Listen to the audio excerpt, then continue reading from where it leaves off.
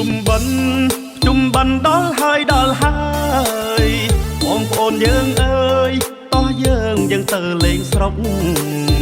ជួបញាតិបងប្អូនជួបជុំម៉ែពុក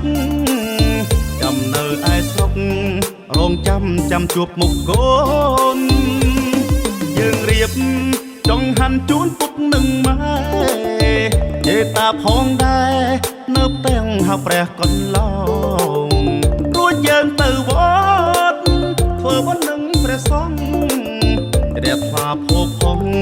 អូទិសជូនដូនតាយើងជុំបិណ្ឌឆ្នាំថ្មីប្រពៃណីពីដូនតាយើងជាខេមរារក្សាឲ្យបានប្រពៃនោះទៅជាតិយើងសុខសាន្តថ្លាថ្លៃបងប្អូនប្រុសស្រី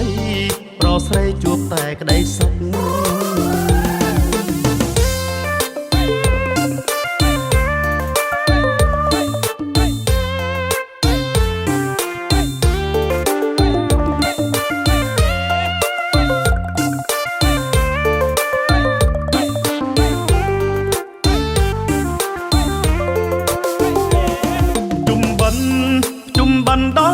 ដល់ហើ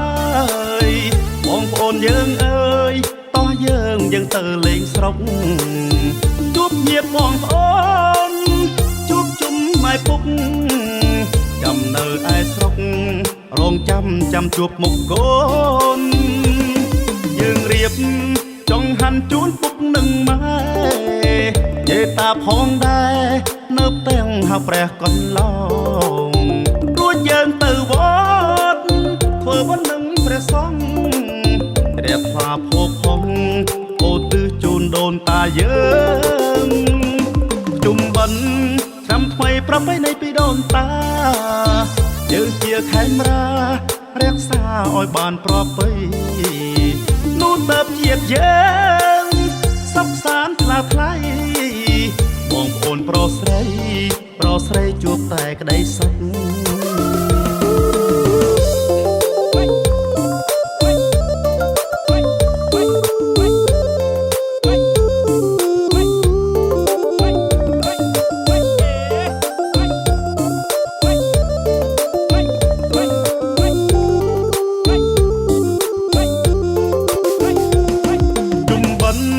ជុំបិណ្ឌដល់ហើយបងប្អូនយើងអើយតោះយើងទៅលេងស្រុកជួបញាតិបងប្អូនជួបជុំម៉ែពុកចាំនៅឯស្រុករងចាំជួបមុខកូនយើងរៀបចង់ហាន់ជូនពុកនឹងម៉ែយេតាផងដែរនៅផ្ទាំងហៅព្រះកន្លងរួចយើងទៅវត្តធ្វើបុណ្យនឹងព្រះសង្ឃរៀបថ្វាភពផងអូទិសជូនដូនតាយើងជុំបិណ្ឌ